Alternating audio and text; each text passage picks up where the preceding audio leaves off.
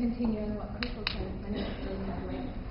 Because there's that years of separation between the mothers and the children coming here to Canada, the moment they're here, there's this disillusionment, this feeling that, okay, well, when they were in the Philippines, whenever their parents whenever their mothers went into the Philippines, their remittances, basically in the Philippines, they're basically, the currency is a lot more, there's more value. So when they come here to Canada, they don't realize that their mothers are actually, living at the poverty line. So there's this disillusionment that the youth are actually, in this very segregated, very marginalized community. They come into Canada thinking that it's the world of opportunity when they come in here, that's really not the case. And there's different cases of violence as well as cases of racism that have happened within the Filipino community. There have been cases such as in Toronto and Vancouver and Montreal. There's a huge number of Filipinos. There's the case of Jeffrey Realdica. He has actually died in May 21st, 2004. This is 6 years ago. And basically, with the contact of the police, he was actually the plainclothes cop. He was basically he was just like a normal youth with some of his friends and everything. And I believe that when basically they had taken him as a youth that was part of a gang, and he actually was shot to death. There was a case in Vancouver, Partie, who was actually was stabbed to death in a park in Vancouver, and later died in the hospital. He was only 15 years old.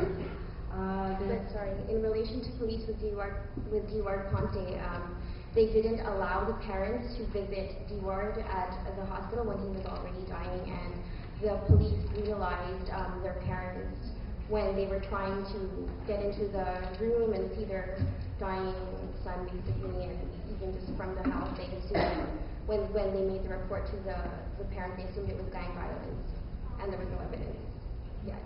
Yeah, exactly. There was another case here in Montreal. Her name is not, we call her Tina, but we will not disclose her real name. Basically, she was, I believe this was in 2007. She was in Mackenzie Park in the Copenhagen area, where there's a large volume of Filipinos and many different immigrants as well. And basically, she was just waiting there for her sister at 11 o'clock at night, and the police came up to her thinking that she was doing something wrong, but she really wasn't. She was just sitting there waiting for her sister. They questioned her, and she knew to put her foot down and ask, I didn't do anything wrong. And the police didn't take that too well, so they started questioning her. They slammed her against the car. They slammed the door against on her foot as she was going into the police car and arrested her. These are traumatic moments for these Filipino youth. They don't understand why the police are treating them in this way. The experience of policing in the Philippines also is very different. So you have to understand also that these Filipino youth were born first in the Philippines, and by the time they're like 11, 12, or even, they come here to Canada. So their view about policing in the Philippines is not, they don't look at the police as serving the people. There is more fear that's actually instilled in these youth. They're basically, the police to them are people who are trying to move their rights. So they come here and they don't take to the police as they're serving them. They take them as who are just trying to come down on them. They're trying to take their rights away from them. So there's really no relation there with the police. There's no cultural sensitivity either on the Filipino community is going here. We have no idea. Okay, and next up we're going to hear from Maria, but I just want to make a quick announcement. If you lost your wallet, then go see the welcome desk. So next we'll hear from Linda.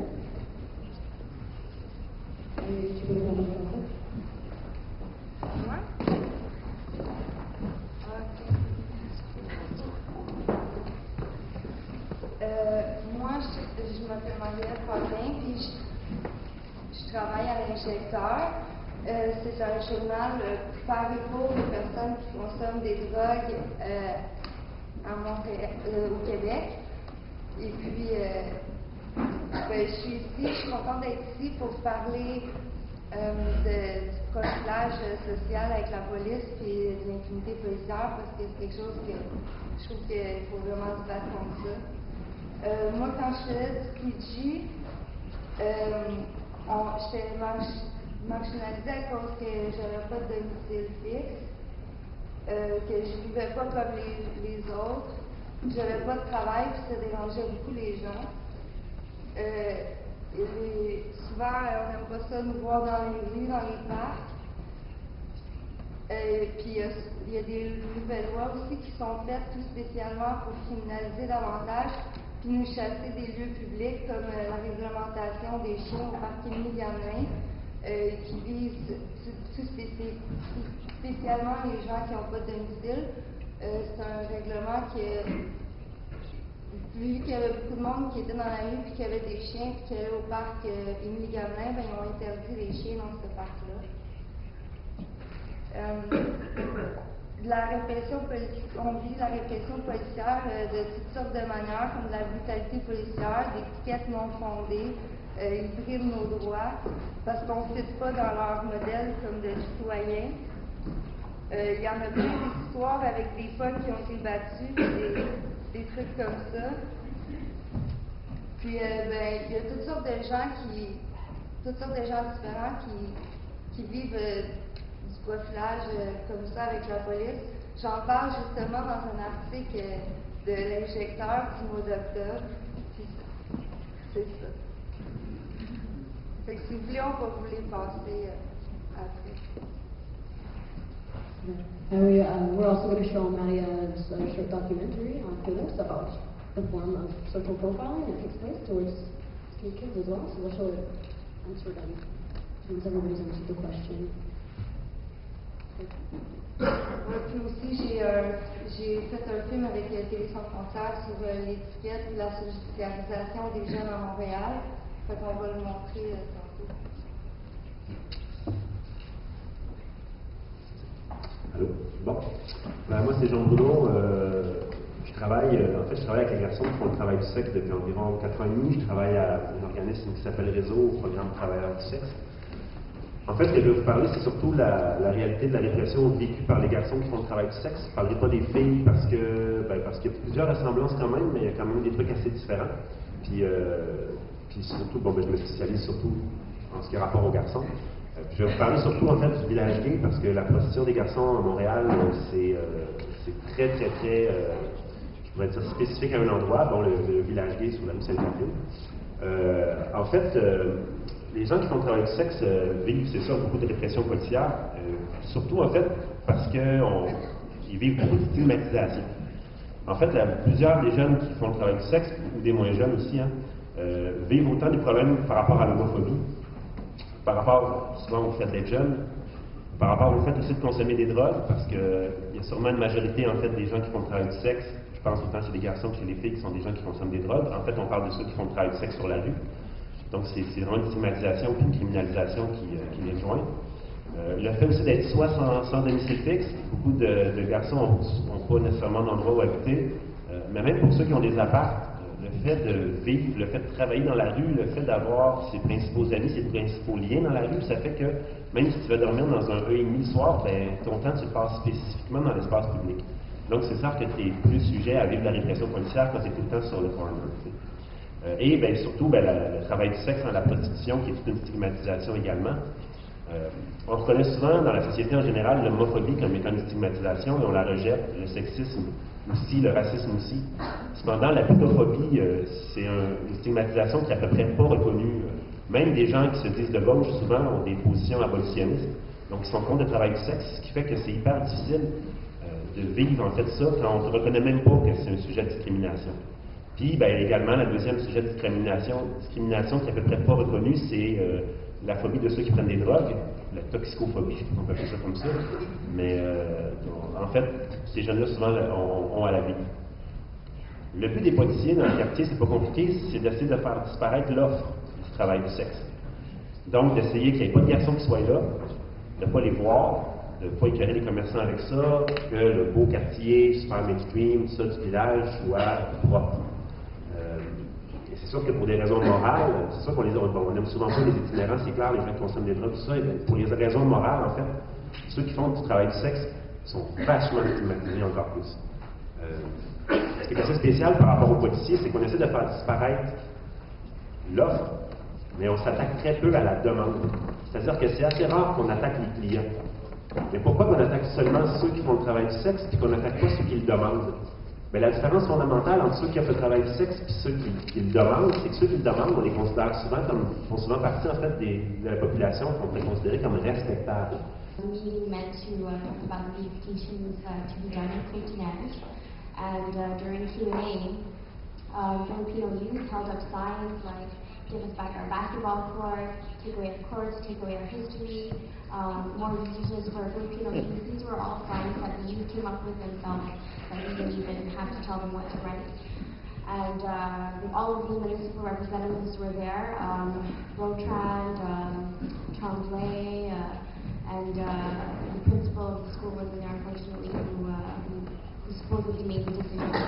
And the municipal representatives were shaken. They didn't know what to say. They gave the excuse that it was a security risk. But it goes to show how really the Filipino youth are, again, marginalized entirely by the system. When they called our fellow organizer Neil, it was an hour before they were bulldozing the actual nets. So we didn't even have time to contend it. And that's why we showed up at the municipal meeting. And in terms of impunity, to answer your question, Robin, we also have examples of our community leaders when we have made press releases and things before. We've built liaisons with the cops, and we show up to these stations with our organizers. The cases of police brutality. Once our fellow organizer Neil Castro came with a victim of violence on the street, and he had a cut lip, and he asked specifically for the commander of the station, who said she would help us when we need help, and at the time they totally shunned them and said that he's not the legal guardian, so they paid no attention. And Neil is our Secretary General of Capitan Montreal, so it goes to show how really we have no credibility even as organizers.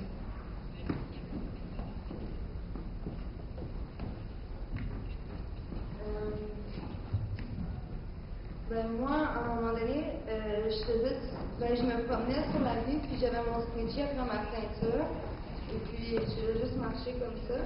Et puis il y a des policiers qui sont arrêtés en auto, puis qui m'ont demandé qu'est-ce que je faisais là. J'ai dit que je traversais la rue, puis ils m'ont arrêté, puis ils m'ont dit qu'ils m'avaient vu en train de faire du squeegee, puis qu'ils savaient que je faisais du squeegee, c'est ça, puis qu'ils m'ont donné un ticket de squeegee. Mais je faisais pas du tout de squeegee. Puis j'ai déjà aussi eu un de mes amis qui, à cause qu'il se faisait tout le temps arrêter, il avait pas le droit d'aller en tel point de vue, fait qu'il était comme encadrillateur, puis ça, ça t'empêche d'aller dans les ressources parce que tu peux aller pour chercher de l'aide, pour de la nourriture, pour aller dormir, des choses comme ça. En tout cas, moi, je suis contente d'être ici parce que le profilage, comme ça, il faut que ça l'arrête. Et puis, comme une gang de points qui serait assise dans un parc, puis la police viendrait me voir, puis ils nous dirait de bouger. On a des droits, mais ils ne sont pas tenus en compte, puis après ça, on nous emprisonne comme des criminels parce qu'on est pauvres.